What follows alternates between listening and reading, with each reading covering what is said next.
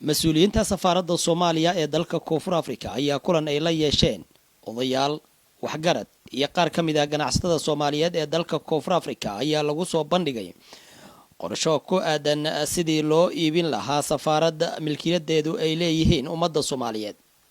Ambassador Maxamed Sheekh Isaaq safiirka Soomaaliya ee dalka Koonfur Afrika ayaa ugu horeyn kulanka ka hadlay isagoo ka codsaday jaaliyadda in ay qayb weyn ka qaataan guriga cusub ee la doonayo in ay yeelato safaaradda Soomaaliya ee dalkani Koonfur Afrika. annaga waxaan dhiibnay ka safaarad ahaan guriga depositkiisa waa dhiibnay 10% waa shubnay ogolaashihii waa idin soo qaadnay guriga waa soo saxiixnay guriga waa soo helnay dawladda Soomaaliyeed waxaan dhahnay madaxweynihii ugu horeeyo 50% gurigaan bixiyay wixii intaas ka dambeeyo waxaan rabnaa hooshii jaaliyadda Soomaaliyeed ay u taala ummadda Soomaaliyeed oo idinkaad wakiil ka tihiin ay u taala meel walba ay joogaan daafaagooda dalkan ay ka joogaan ayagii dhanna ma arki karno idinka la rabaa inaad wakiil ka noqotaan fariintaasi qaadaan maanta nagala wareegtaan guriga contractigi halkaan ku jira waa idin sida inaad idinku wareejiyo waxaan rabaa guddigii arintaana u xil saaran inaan gacanta ka saaro. Ra'iisul Wasaare ku-xigeenka labaad Cabdisalaan Cabdi Cali Daay ayaa qadka telefoonka uga qayb galay kulanka waxa uu na bogaadiyay safaaradda iyo jaaliyadda Soomaaliyeed ee dalka Koonfur Afrika qorshaha ay ku doonayaan in ay helaan guri ay leeyihiin oo loogu adeego ummadda Soomaaliyeed. salaan kadib marka ugu horeyso waxaan dhambaal bogaadin iyo mahad celin ah idinkaga wadaa madaxweynaha Jamhuuriyadda Soomaaliya Dr. Xasan Sheekh Maxamuud iyo Ra'iisul Wasaare Xamse Cabdi Barre anigoo ku hadlayo magaca dawladda federaalka Soomaaliyeed aan Ra'iisul Wasaare ku-xigeenkii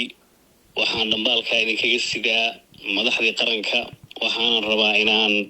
idinku bogaadiyo oo aan idinkaga mahad celino dadaalkii aad geliseen in safaaraddii Soomaaliyeed ee Johannesburg ee ku lahayd dawladda Soomaaliyeed astaanteedii aad soo celisaan aad u istaagtaan sidii ay ku yeelan lahayd xafiis iyo guri ay ku shaqayso taas oo runtii ah astaan qaran oo idinka aad hormeed ku heedeen aad iyo aad baan idinkaga mahad celinaynaa. qaar ka mid ah odayaasha dhaqanka ganacsatada oo goobta ka hadlay ayaa soo dhaweeyay in safaaradda ay hesho guri aan kira ahayn isla markaana loogu adeego jaaliyadda Soomaaliyeed. waxaan filayaa warkii ugu fiicnaa ee qof bini aadana loo sheego buush safiirka noo sheegay in gurina loo gaday lagu guuri doono bil kadib waxa kaliya ee loo baahan yahay ay tahay in la dhameystiro meeshaan Soomaali waxba kuma laha iyo waxbay ku leedahay aad bay u kala fiican tahay runtii maalintii ugu horeysay ee safaaradda Soomaaliyeed laga furayay rag badan oo aniga aan ka mid ahay haddana meeshaan fadhiyo way joogeen ilaa bilowgeedii ilaa haddana jaaliyaddu ka qayb qaadanaysa dhaqaale ku bixinaysa mar walbana qorshaha waa ahaayeen guri ay leedahay Soomaalidu in meesha laga gado laakiin adaa nasiib u yeelato Ilaahay ku waafajiyay inaad la kulanto maanta nasiibkaas adaa iska leh marka waxaan dhilaynaa nin walibow ninka codku ku kaalmeyn lahaa iyo ninka qarash bixin lahaa iyo ummadda kale aan ku midowno hawshan safaaradda anaga inoo horeysa sidoo horey u sheegay Yusuf. ugu dambeyn Ambassador Maxamed Sheekh Isaaq ayaa magacaabay guddi loo xil saaray dhameystirka qorshaha cusub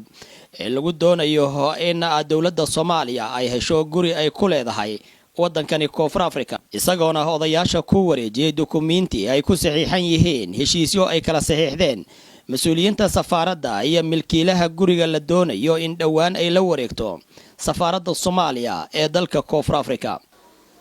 Xasan Kaafi Maxamed Shire raadiyaha iyo telefishinka qaranka Soomaaliyeed Johannesburg.